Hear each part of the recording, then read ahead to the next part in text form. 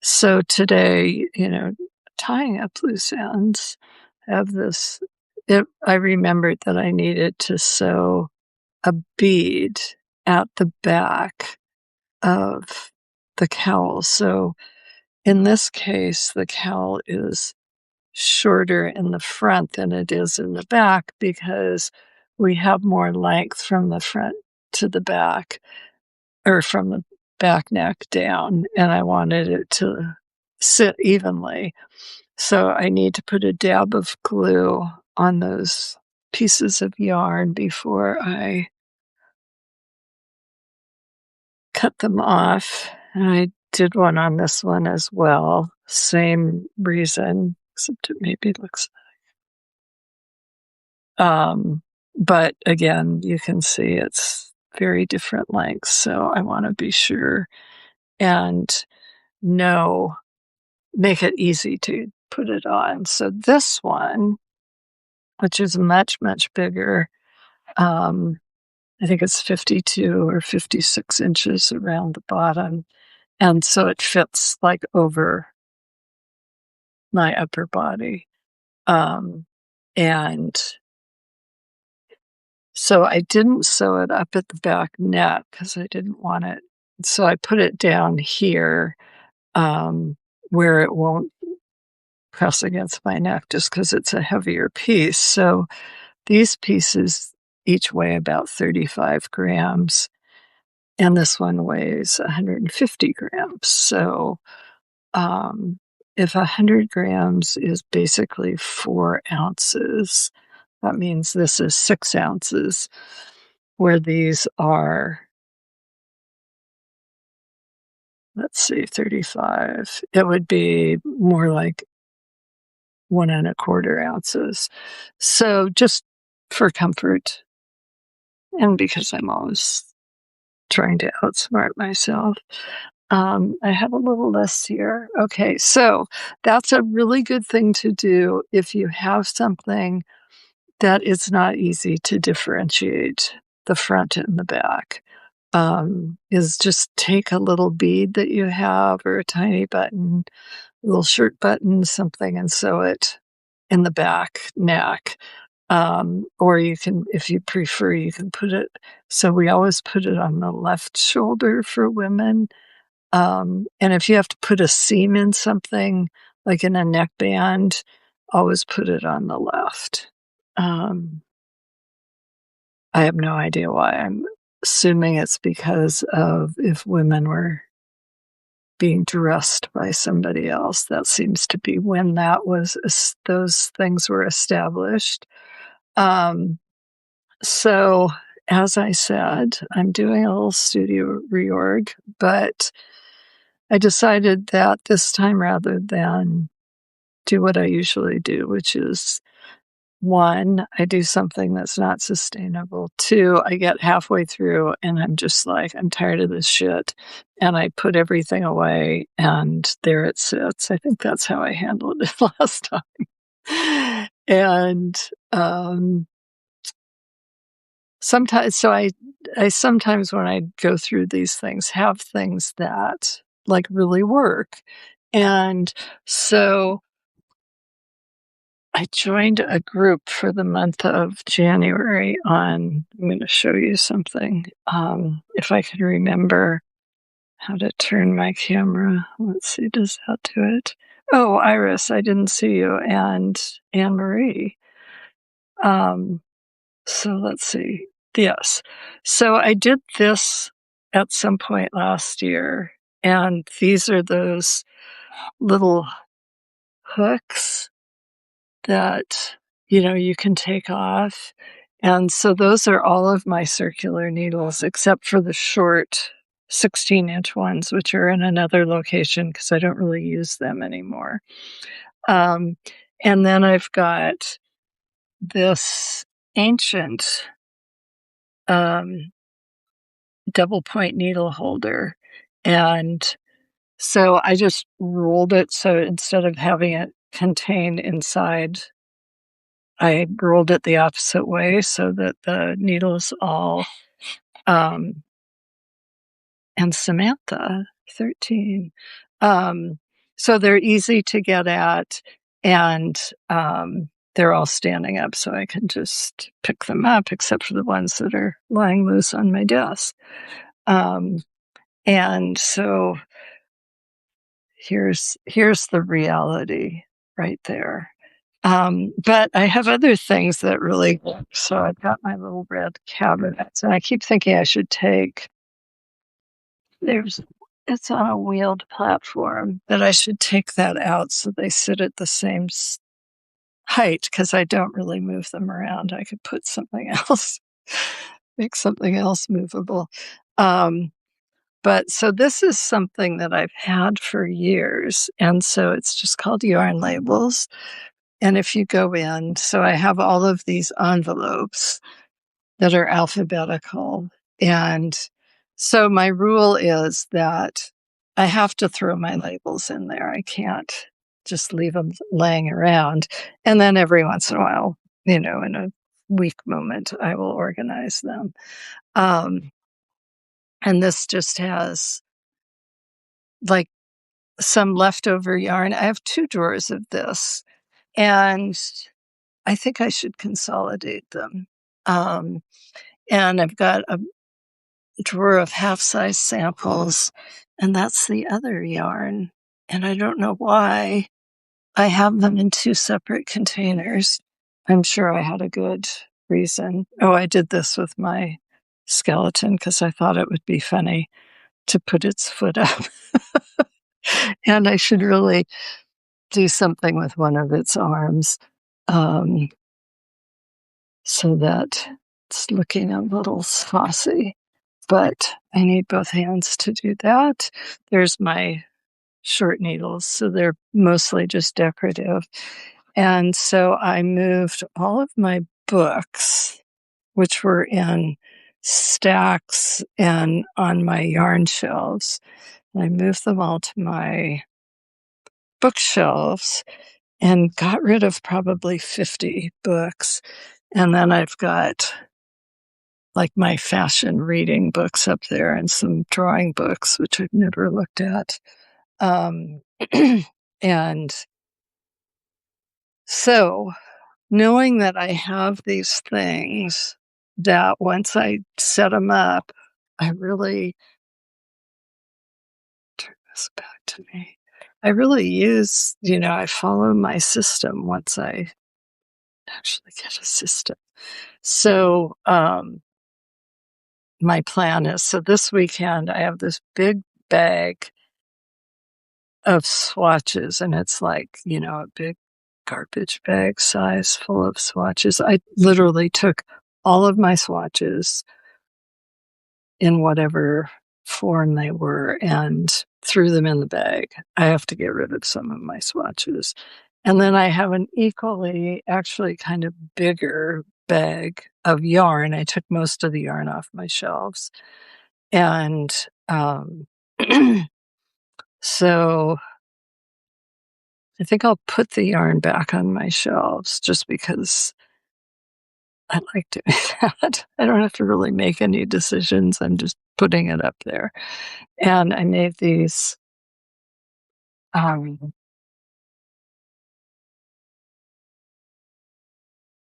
this will mean nothing to you, but they're stickers, or they're not stickers. They're just pieces of paper. I'm going to cut them up, make tags so that I can keep track of how much I have. And this says whips. So I've got a lot of whips. I think I probably have 20 or 25. So we're going to try and get a handle on some of those. Many of them don't need that much. So I want to get rid of some of that stuff. But so I'm going to do the yarn this weekend. That's all I'm going to do. I'm also going to take some of my old financial records to the garage, and I've got to sort through 2025, maybe next week. So those are kind of my big goals. I'm finding other like things I can do daily, small 15-minute type things. But so that's what so this week I've not done any big things. Um, and I've just worked on little things or nothing at all, which has been more likely. So those are my yarn shelves over there. You can see that one that's really tall. Well, it was tall because I had books on it. And so I need to move the shelf above it down. And I think, it goes down by about an inch.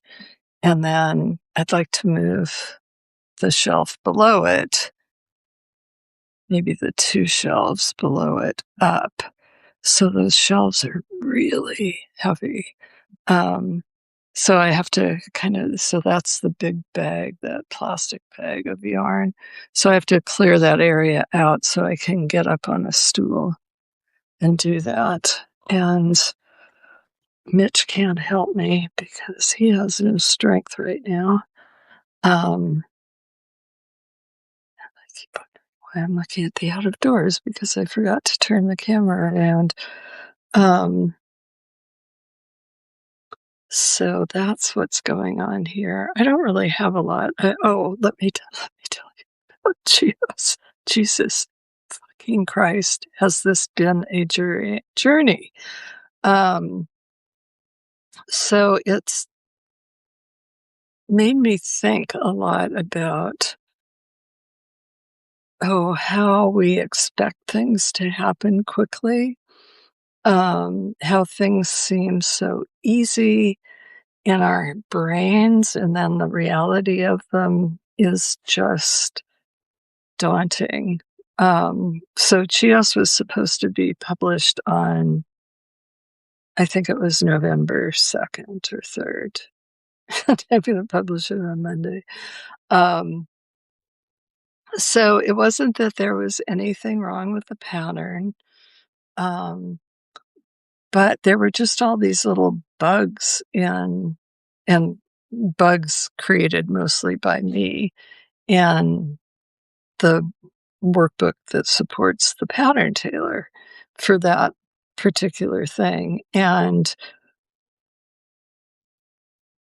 it's pretty complicated and it requires a lot of logic and just like this, then this, then this, then this. And the way I think is I think about something over there, and then I come back here, and then I go back out there and come back. So this doing things by like step by step by step by step is just fucking impossible for me. And I'm constantly having to print things out and compare them to make sure I've done them right. And so I've got like 100 plus different things that get filled in the pattern. And some of them are filled in multiple times. So let's say that we have 125 items. Yeah, that's just about right. Probably 130 different things for which I've created the formulas and done all the back work to calculate things. And then in the document that the pattern tailor puts the information into, there are like almost 400 fields. So, like some things like your name goes onto every page. So it's getting done 45 times, 44 times. Many things like that are just being repeated, but that means that there's just that many things that you have to check. And for somebody like me, it's very hard to track from one sheet to another without, like I said, printing it out. So to make sure that it's looking at the right cell. And, like I had this one field that I couldn't figure out why it wasn't working. And then I realized that I had said, if the line above says this, then put in either this or that. So what had happened was I'd gone in and I'd changed the spelling of one of the words. I'd added a D at the end. And so now it wasn't looking at that because I hadn't changed it on the line below. Oh, God. So, fortunately, I'm really good at picking up on things. But, um, yeah, it's maddening and it takes forever. Um, and and then I'd put in so all of these various things, these 130 things, have to have a code that goes with them. And so, for me to track them, I have to have those code numbers. But then, you might say, oh, well, I need something else. And so you put in another row, and then the code doesn't work anymore.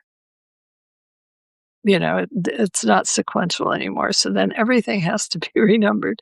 So I got sick of doing that. And I thought, well, I'm just going to go in and put in a formula. So it's always picking like the row above and adding one to it. That worked great. It was fabulous, and I could change the column designation, except I forgot that the pattern tailor just needs the fucking number and letter, and it doesn't want a formula. So couldn't figure out why I was like getting nothing from the pattern tailor. And yeah, these things are very literal. And it didn't take me long to figure that one out. I like the first day that it happened, I thought it was something on my website, but it turns out it was me. So again, a me problem.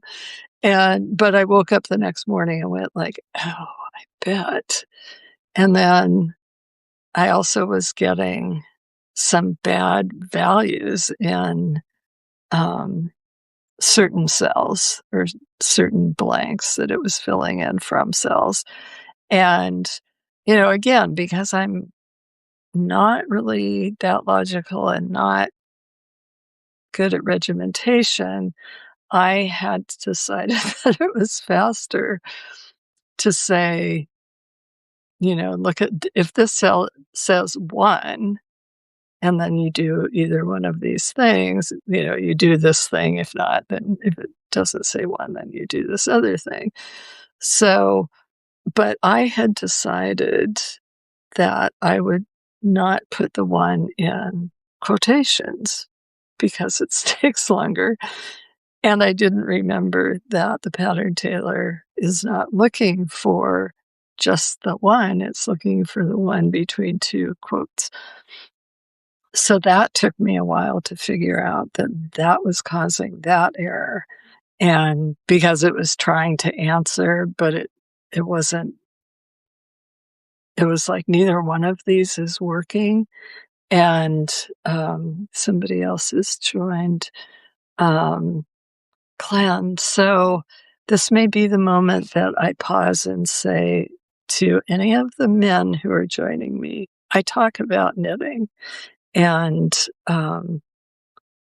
so if you're not here for knitting, then you should leave. Um, so it's been a journey, but this morning I also belong to a group that we do co-working, and it's really excellent because you have to say what you're going to do for a half an hour. And I got like all of this stuff because when I put a product on my website, I have to create a page. I have to create a coupon for the pattern tailor. I have to make a user guide for the pattern tailor. Um, what else did I get done today? the user guide. Oh, and so I have to connect my website to all of the techniques on my website that relate to that pattern. You have to put up, all the photos. And what else do you have? Oh, you have to tag things. Not good at tagging. So I did all those things, and I just have to proofread it and think about it a little bit more if there's some other better tags I should have. Um, and then I'll be ready to release on Monday. But, and in the midst of all of this, of course, Mitch has had his ongoing poor health, and which has taken up a lot of time and energy. And I had a cold last week. Yeah, life's a bitch sometimes. But I hear him downstairs coughing, but he's allergic to dust mites. And the other night, I have hot flashes, so I'm always putting the duvet up and down, and I pulled the duvet up, and apparently he got a big snort of dust. And so we stripped the bed of the duvet and sent that to the cleaners. And I put on some fresh blankets. And today I've been cleaning the Gigi, the pillows, running them through the dryer. So he uses non-allergenic pillows, and I still have a feather pillow. And so I washed mine. And we'll see. He said he last night slept better than he slept in months. So we shall see if that has anything to do with all the other health drama. And we have guests coming tomorrow, hence the creme brulee. So I sous vide everything I can. I love cooking sous vide. So you bring water to the temperature that you want the item to finish at. And then you have this immersion element that you put in that heats the water. The one I have now, has a little waterfall. So the water's constantly moving. And so I'd found this recipe for doing creme brulee, losing places to stand here, to do creme brulee in lidded mason jars, which I just thought seemed really fun. And so I did it. And tonight, my big experiment, which I may have to do before I have my martini, is to try and caramelize the sugar on top. And we don't have one of those little flame things. So I have some very long wooden matches. I'm going to go outside and try and do it. For anybody who's been here before, Mitch has rules about when I'm drinking my martini, and I can't cut anything. I can't do anything very complicated. And I'm guessing he would have a real problem with me lighting fire in the house. So I'm going to go outside and try it. And then I can do it tomorrow before anybody arrives. But now I have to make another batch of creme brulee, which is stupid easy. Oh my God. So I've got these cute little mason jars, with the lids that have the wire that fastens it down. They're 1 cup. And so you put I don't know, it's like creme anglaise. So you put that in, it's eggs and cream and sugar and vanilla. You put that in the little mason jar, and you close the lid, and you've got the water that is set at 180 degrees, and you put your mason jars in the water so they're covered. Um, and I think you would normally bake creme brulee in, like, little dishes in water in the oven. So I don't like doing stuff like that. I like, that I can plug in my sous vide, I set the timer, and I would just walk away. So I did that, and it seems to have been a success. I have cooled it down and put it in the refrigerator, and so I will do the second batch tomorrow morning, because it has to sit in the refrigerator for 4 hours. Um, but that's how I deal with the stress of Mitch not being well, is I'm always cooking things, and um I've got this great recipe from American Test Kitchen for roasting a chicken, and, um, again, it's just, like, stupid easy, which I love. So I spatchcock my chicken so that it can lay out flat on a pan rather than I've done it both ways, but I kinda like it better. Seems like it gets the dark meat cooked better. Um, and so all you do is so spatchcocking is just cutting through the bone so that it lays flat, and then you can just flatten it out. And I think I cut through the bottom rather than the top. Yeah. Yeah, I think so. Um, Anyhow, I can do it with the kitchen shears. It's not a big deal. The turkey I have to have the butcher do. Um, and then you just put salt and pepper on the skin on the outside, and you put it in an oven that's heated to 450 degrees. So you put your chicken in your pan, and you turn the heat down to 350. You cook it for a half an hour or whatever time it needs. Mine are pretty hefty chickens, so I need the full half an hour, sometimes a little bit more. And then you just turn the oven off and leave it for at least a half an hour in there. And so it's continuing to cook, but it's at the temperature that you need it. Um, so it's basically the same principle as the sous vide, but it's done in the oven because stuffing a chicken into a bag and cooking it is not that appealing. So then I have this chicken. I usually put roast potatoes or potatoes to roast underneath the chicken, and with a little butter, put the chicken on top. So any juices are going into the potatoes and cook it. And so we have one meal of that. Then last night I made butter chicken, and I just put what's remaining in the freezer, and I have completed a pot of chicken stock from the bones and the parts that we don't really eat.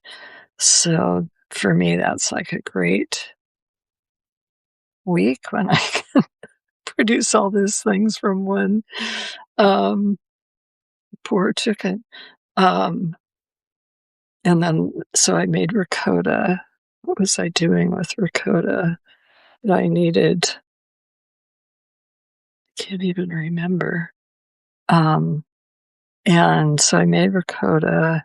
I need to make more because I'm making pasta alla vodka for tomorrow.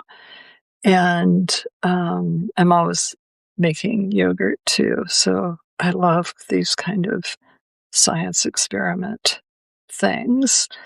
Um, and then I have some green goddess dressing. We'll have a salad. And I'm making steak tartare. So I have to go to the butcher and have them grind up some sirloin for me. Um, and, this is just a great distraction for me to plan my meal and then know that somebody who's actually enthusiastic about eating is going to eat it. And so tonight, having accomplished everything on my list this week, I get to have a martini. So I have an hour and a half, the music hour, and so I could actually go down and make the second batch of creme brulee and cook that this evening, and then it would be Evelyn. Hello. It would be ready for me to burn the crust on the top tomorrow. I may do that. Um, Anyhow, I always have a list of things that I need to get done. But they're usually things that are somewhat flexible. So,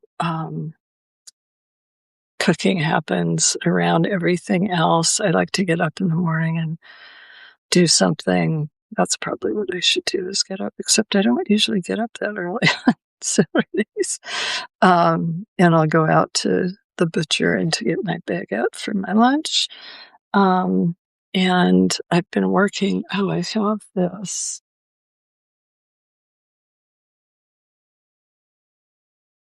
Okay, so I've been working on this sewing project, hand sewing project.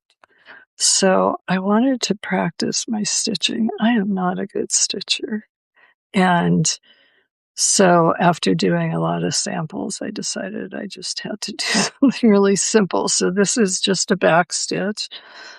That's what the back looks like. I have lots of, ends that I need to work in. So I should take that downstairs. That's an excellent thing to do when I'm drinking.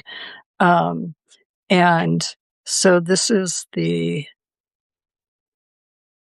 back, I think. And then the front is almost finished. I've got like another trio of stitches to do. So this one is all in blue except for the very last trio. And the way I'm doing the stitching, the yarn, kind of depending upon that, or not the yarn, the thread, the embroidery floss looks different, even though it's all the same. So I need to do blue as the last one on the front, and then I have 2 sleeves, but they're short, and a collar.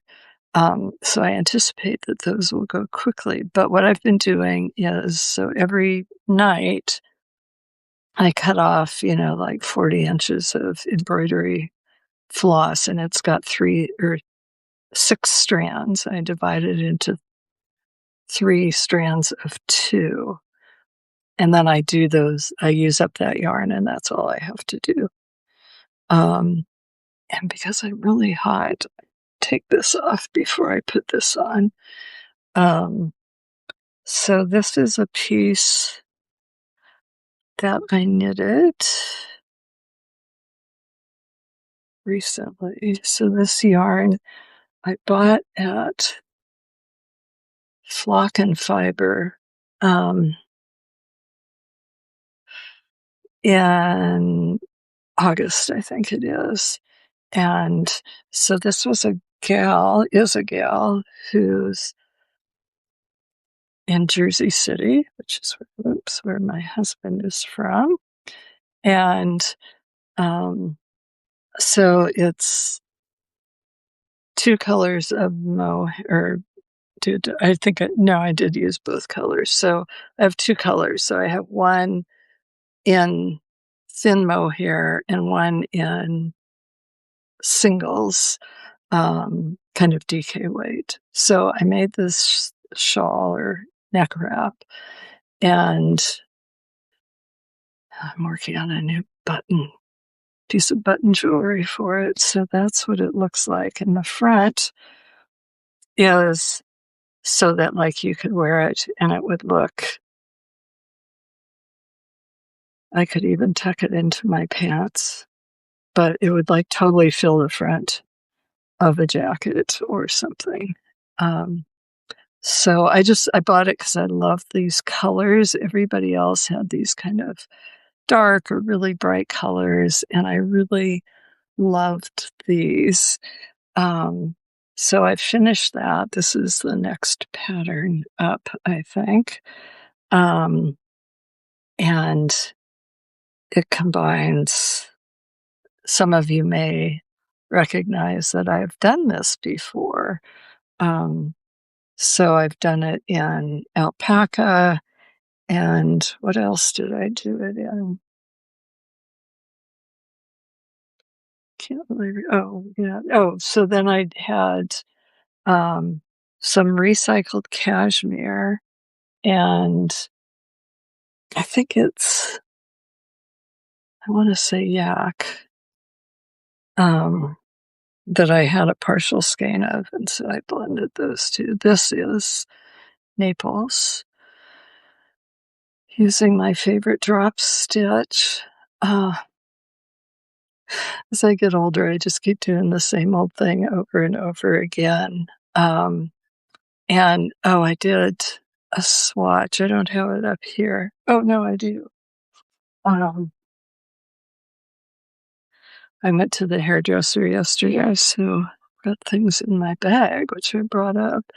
Um, so this is two colors of gray that are named after two different neighborhoods in Baltimore. And so the yarn company, that's Seed Stitch. This is the same slip stitch that elongated slip stitch that I kind of invented. And so I didn't like either of the grays. Um, and so I got one, so I can't really work on anything that dark. So I got one that's kind of dark, and you can see better down here in the rib. So they don't really blend, but I thought it just made this really handsome fabric. And I say handsome because I'm making Mitch a hood. And I was going to do seed stitch at the top, but I like this so much. I think I may do the whole thing in this instead of, and just use the seed stitch in the part that you can't see. And it's really yummy, cushy, soft, and comfortable. So that'll be good for Mitch has very little hair. Whereas I don't need a hood because I got so much hair. But I'm telling myself that I can't work on that when I'm drinking. So we'll put that aside for another day. And usually what I do when I'm drinking is I wind yarn, or I do, work on my sewing until I usually get to a point where I'm like, it's time to put everything aside. And I had something. I'm working on the color conduit. And I'm on my third piece. My two other pieces I need to put back on the dress form, because one came out just completely different row gauge than I anticipated. So I have to decide whether I need to redo it, which I probably am not going to do, or if I can just fudge it when I join it together. And I'm waiting for some beads. I bought some really beautiful beads that I'm using on my button art for this shawl or neck wrap, but the holes are too small. I can't use it the way I want it to. So I had to order more beads, realizing that I should probably pay attention to the millimeter size. It probably had something to do with the size of the hole. So that's, the last thing I wanted to say that's on my list for my reorganization is I'm going to start selling some of my samples. So I'll just put things up on my website and let people know through my newsletter that something is there, and I will set some minimum price and shipping, and that because I just need the room at this point. I wear what I wanna wear, and if it's not being worn by me, it needs to get the hell out of here, because apparently I'm not gonna stop producing stuff. So I am off for the week, and, Iris and I met up for a crafternoon. I didn't do much, um, but I did solve her knitting problems. I feel like it was a good session. I actually had had made some hooks with wire, and I was able to refine the joins, used it to hook some buttons together, and I can't finish until I unearth the yarn, which got thrown in the big bag over there. So have a happy weekend. I guess it's a long weekend, and yay, Martin Luther King. Um, I feel like, we should be doing extra for him right now. Um, it's also discouraging. Try not to think about it. Anyhow, have a wonderful weekend. I will put this up, um, either tomorrow or Sunday, depending upon when I get to it. Thanks. Bye.